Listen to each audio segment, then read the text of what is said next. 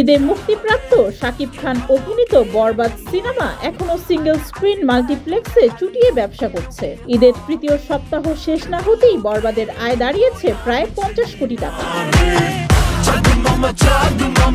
সিনেমার দারুণ এই সাফল্যের পরেও খুশি নন প্রযোজক শাহরিন আক্তার সুমি। তিনি দাবি করেছেন, সিঙ্গেল স্ক্রিনগুলো টিকিট বিক্রির সঠিক হিসাব দিচ্ছে না, হল মালিকেরা রীতিমতো চুরি করছেন।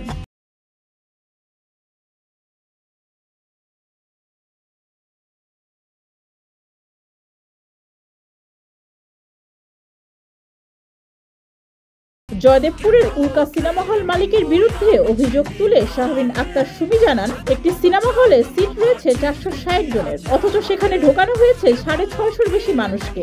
ডিস্ট্রিবিউশন টিমের লোকেরা গুনে দেখেছে শুধু এসি ক্যাটাগরিতেই রয়েছে 678 জন। সেলস রিপোর্টে 480 জনের সংখ্যাটাই এসেছে, তাহলে বাকি 280 থেকে 300 জন কোথায় গেল?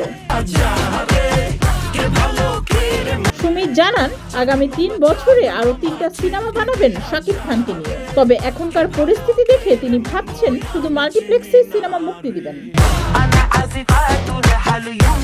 প্রসঙ্গত, মেহেদী হাসান হৃদয় পরিচালিত বরবাদ সিনেমাতে শাকিব খানের বিপরীতে অভিনয় করেছেন ভারতীয় অভিনেত্রী ইধিকা পাল।